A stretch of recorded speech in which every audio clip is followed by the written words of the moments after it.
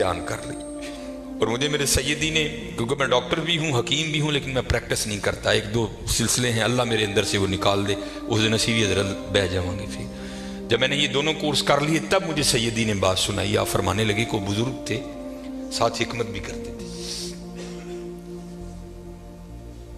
مریض آتے تھے ان کے پاس، وہ کو مریض آئی نوجوان لڑکی تھی، جب انہوں نے نبض پکڑی نا تو شیطان تھوڑا سا غلبہ کر گیا، اور نبض پڑھتے ہوئے پکڑتے ہوئے اندر تھوڑا سا غلط خیال آیا، لیکن ساتھ ہی رحمت ہو گئی. ہوئے دھیان کر ہوئے اللہ ویکھدا بھی، نبض چھوڑ دی، نبض چھوڑ دی، بس خیال ہی گزرا. پہلا شیطان کی طرف سے آیا، دوسری اوپر سے مہربانی ہو دھیان کر، علم یا علم بھی ان اللہ یرا، کیا تو نے نہ جانا کہ خدا دیکھ رہا؟ پتر کی کر دے ہو، ماں باپ آتے ہیں تو چینل بدل دیتے ہو، اور ایک دفعہ کہتے ہو حضور حاضر و ناظر ہیں، وہ خیال نہیں آتا کہ حضور بیٹھے بھی دیکھ رہے ہیں کہ میں نیٹ پہ کیا دیکھ رہا ہوں؟ کیوں بھول جاتے ہو ہمارا اللہ بھی دیکھ رہا ہے کہ میں نیٹ پہ کیا دیکھ رہا ہوں؟ خیال گزرا، ساتھ ہی خیال علم یا علم بھی ان اللہ یرا ربنا انک تعلم ما نخفی وما نعلن وما یخفی علی اللہ من شیء فی الارض ولا فی السماء. کوئی چیز ہاں زمین کے اوپر ہے ہاں نیچے ہے، کوئی چیز بھی اللہ سے نہیں چھپی. خیال آیا چھوڑ دی. لیکن جیسے میں نے کہا نا حضرت دین ہے ضرور گھوم کر آئے گا.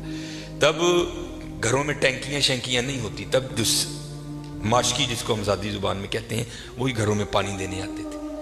گھر ان کی بیوی تھی، وہ پانی دینے کے لیے آیا، ماشکی پانی بھر کے نا جب وہ جانے لگا تو اس نے ہاتھ پکڑ دیا ان کی بیوی کا، انہوں نے اتنے پھڑیا، ادھر ماشکی نے کار پھڑ لیا.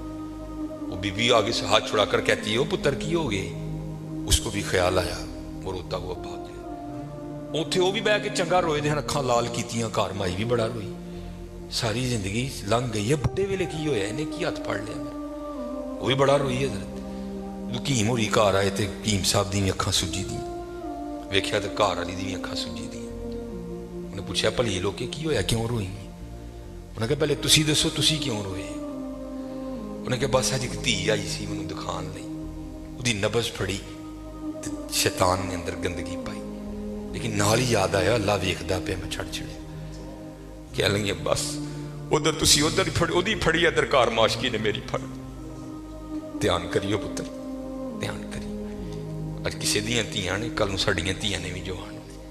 اج کسی لی چونک چ نہ کھلوئیو، اج کسی لی نہ کھلوئیو. اج تسی کھلوو گے کل کو تہاڈی نہیں بھی کھلوئے گا. بڑا دھیان کریو، بڑا دھیان. اپنی جوانی بڑی پاکیزہ رکھنی ہے، بڑی پاکیزہ. اور زنا سے بچنا ہے. یہ آگے علامہ صاحب اور میں تقریباً 1.5-2 گھنٹہ بیٹھ کر یہی روتے رہے حضرت کہ سانو اینج دا پھسایا ہے کہ اج زنا آسان اور نکاح انتہائی مشکل کر چھڑے. نکاح انتہائی مشکل کر چھڑے، انتہائی مشکل کر چھڑے. لیکن بچنا ہے پتر، بچنا ہے. زنا ایک ایسا گندا گناہ ہے، میں نے حدیث مبارکہ پڑھی کہ اگر کسی سے یہ گناہ سرزد ہو گیا نا، اس نے معافی مانگی اللہ نے اسے معاف کر دیا، لیکن پتہ پھر بھی اس کو سزا کیا ملے گی کہ جنت میں اللہ جل شانہ زانی سے کہیں گے کبھی تو میرے سامنے نہ آنا. زانی کو ہمیشہ کے لیے دیدار الہی سے محروم کر دیا جائے. اور آج بس اللہ اپنی حفاظت میں رکھے، بچ کے رہنا ہے. اس سے بڑا بچ، اپنی جوانیوں کو پاکیزہ رکھنا ہے، اپنی جوانیوں کو پاکیزہ رکھنا ہے. پھر دیکھو حضرت رنگ کیا لگتے ہیں، رنگ کیا لگتے ہیں، رنگ کیا لگتے ہیں. یہ سکندر 21 سال کی عمر اور 5 براعظم فاتح. زندگی نے ساتھ نہیں دیا، سانپ نے اس کو ڈس لیا تھا. اور ارسطو نے سکندر کا ٹریٹمنٹ کیا. جب ارسطو نے دیکھا نا کہ سکندر کا وجود اب نیلا پڑ رہا ہے تو وہ سمجھ گیا کہ زہر اب پورے وجود میں سرایت کر چکا ہے. تو اس نے وہاں سکندر کو کہا سکندر تو بچے گا نہیں ہے، صرف چند گھڑیوں کا تو مہمان ہے. تو وہاں تاریخ لکھتی ہے کہ سکندر نے اپنے وزیر کو بلایا اور بلا کر کے، کہ عیسائی مذہب تھا سکندر کا، وہ کہنے لگا کہ جب مجھے کفن دو گے نا تو ڈائریکٹ مجھے دفنانے کی نہ لے کر جانا، بلکہ اس طرح کرنا کہ دائیں بائیں سے میرا کفن پھاڑ کے نہ میرے ہاتھ کفن سے باہر رکھنا. اور کرنا کیا، مجھے پورے شہر یونان کے چکر لگوانا. تو وزیر پوچھتا ہے سکندر وہ کیا، اس میں کیا راز ہے؟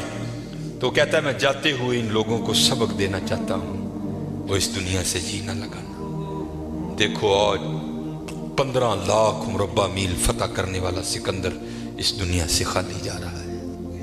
वो चलियो, वो कुछ नहीं लेकर गया, हम क्या लेकर जाएंगे यहाँ। और फिर यहाँ किसी ने बड़ा खूबसूरत लिखा था, ये वो बाग है जिसके हजारों माली थे। ध्यान रखना हजरत, ये हमें बड़ा वहम पड़ गया है, मालिक हम नहीं है हजरत। ये उलमा बैठे हैं, उसने कुरान करीम में कब कह दिया कि तुम मालिक हो? तो कुरान करीम में बार बार कहता है वलिल्लाहि मुल्कुस समावाति वल अर्द, और अल्लाह ही के लिए है जमीन और आसमान की बादशाहत। वल्लाहु अला कुल्ली शैइन कदीर। या आप आयतल कुर्सी में हर फर्ज नमाज के बाद इस बात को दोहराते हो, अल्लाहु ला इलाहा इल्ला हुवल हय्युल कय्यूम ला ताखुदुहु सिनतुम वला नौम लहू मा फिस समावाति व मा फिल अर्द। और अल्लाह ही के लिए है जो कुछ आसमानों में है और जो कुछ जमीनों में है। सूरह आले इमरान 3 पारा। कुल, महबूब आप कह दीजिए अल्लाहुम्मा मालिकल मुल्क, ऐ अल्लाह ऐ मुल्कों के मालिक। त्याल करियो पुत्र ओ मालिक जे, असी नहीं माल, हम तो माली हैं यार। और मैं अक्सर अपनी मिसाल दिया करता हूं, जब मैं थोड़ा बड़ा हुआ ना तो मैंने क्या देखा, मेरे घर के बाहर जो प्लेट लगी थी ना उस पर लिखा था चौधरी इल्मदीन। फिर वो प्लेट बदल गई है, दादा वो का इंतकाल हो गया। फिर नई प्लेट क्या लगी, हाजी मोहम्मद बूटा। पता नहीं हजरत ये प्लेट कब तक रहती, जगह वहां रही हजरत, लेकिन क्या हुआ हजरत, मालियों के नाम बदलते रहे हजरत। असी मालियां हजरत, असी मालक नहीं हजरत, मालक वही है। और मैं यहाँ एक रिवायत भी अक्सर सुनाता हूँ कि आप कहोगे मौलवी साहब एवं साढ़े को साड़ियाँ जमीना खोन लगे हो, उनको कुरान और हदीस से भी तो दलील देना। हजरत मूसा अलैहिस्सलाम का दौरे मुबारक था और जमीन का एक टुकड़ा था, 2 बंदे लड़ पड़े आपस में। एक मालिक था, एक का दिल बेईमान हो गया। इससे पहले कि दोनों दस्ते गिरे बां होते, खून बहता, किसी की जान जाती, वो 4 बड़े वडेरे विच रले। उन्होंने बह के क्या गल सुनो, अल्लाह के नबी हजरत मूसा अलैहिस्सलाम मौजूद है, क्यों एक दूसरे का गिरेबां पकड़ते हो, चलो चल के उनसे फैसला करवाते हैं। सारे लोग हजरत मूसा अलैहिस्सलाम के पास हाजिर हुए। अर्ज की हुजूर जमीन का टुकड़ा है, ये दावा करता है ज़ैद के मेरा है, बकर कहता है मेरा है, आप अल्लाह के नबी हैं, आप फैसला फरमाएं किसका है। कुछ ऐसे होते हैं ना जिनको अदब अदाब की आगाही नहीं होती कोई भी, वहां भी एक ऐसा बैठा था। हजरत मूसा अलैहिस्सलाम से अर्ज करता है हजरत इंज करो, कल्ला कल्ला करके ना उन साइड ते ले जाओ, दोनों की बात सुनो, हकीकत हाल आप पर वाज़ेह हो जाएगी। हजरत मूसा अलैहिस्सलाम जलाल में आ गए। आपने फरमाया मैं अल्लाह का नबी हूं, मुझे इस बात की जरूरत नहीं कि मैं कल्ला कल्ला करके इनकी बात सुनूं, मुझे अल्लाह ने ये ताकत दे रखी है, मैं जमीन के टुकड़े से पूछ लूंगा, बता तू दोनों में से किसका है। आपने सबको इकट्ठा किया और लेकर चले गए। जमीन के उस टुकड़े पर खड़े हुए, फरमाया ये ज़ैद दावा करता है तू मेरा है, बकर दावा करता है तू मेरा है, अल्लाह के नबी हजरत मूसा तुझसे पूछते हैं बता तू किसका है।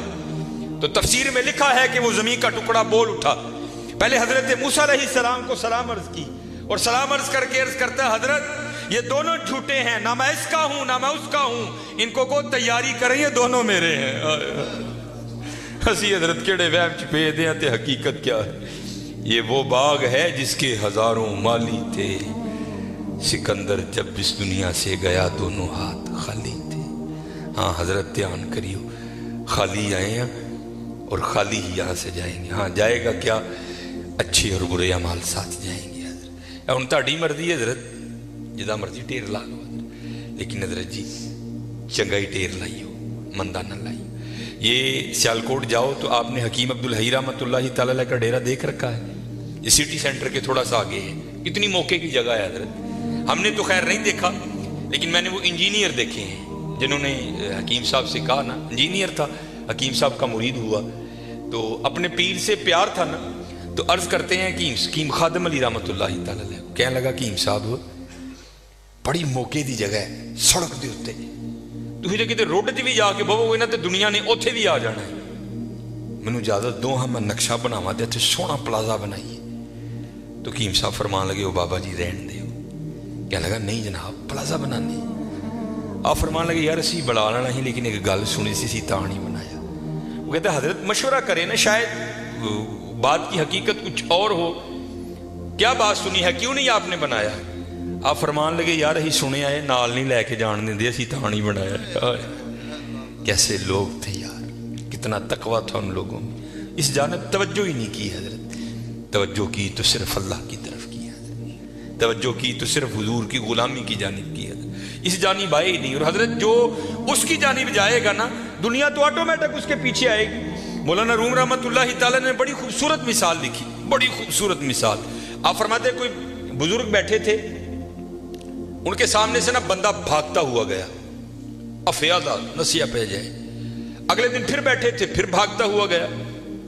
تیسرے دن پھر بیٹھے تھے، پھر گیا. چوتھے دن جب گزرا نا، آپ نے پکڑ لیا اسے. آپ نے فرمایا بھائی یہ تجھے کیا مصیبت پڑی ہے، روز تو اس وقت بھاگتا ہوا نکل جاتا ہے اس جانب. اور کرتا ہے حضور میں اپنا سایہ پھڑن دیا تھا. آپ نے فرمایا پھر تو ساری زندگی نہیں پکڑ سکے گا. اس نے کہا حضور وہ کیوں؟ آپ نے فرمایا تو نے کر دی ہے سورج کو کانڈ، سایہ آ گیا ہے تیرے آگے. اب سورج کو کانڈ کر کے جتنا مرضی بھاگ، کیونکہ سایہ آگے ہے، وہ بھاگتا رہے گا تو اس کے پیچھے بھاگتا رہے گا، پکڑ نہیں سکتا. ہاں ایک کام کر لے، پکڑ پھر بھی نہیں سکے گا، لیکن پھر یہ ہوگا کہ تو سایہ کے پیچھے نہیں بھاگے گا، سایہ تیرے پیچھے بھاگے گا. انہیں اس کی حضور کی آپ نے پھڑکنا دا پاسا پویا اور منہ کیتا سورج جل. فرمایا ہوں سورج جل نوں دوڑ لا، سایہ تیرے پیچھے پیچھے دوڑے گا. یہ مثال دے کر مولانا روم کہتے ہیں تو نے بھی اللہ اور اللہ کے رسول کے دربار سے منہ پھیر لیا ہے اور بھاگ رہا ہے دنیا کے پیچھے. اب دنیا آگے آگے، تو پیچھے پیچھے. اوے ہاں بھاگنا ہے تو دوڑ مدینہ کی طرف لگا، پھر دنیا تیرے پیچھے پیچھے ہوگی، تو آگے آگے ہوگی.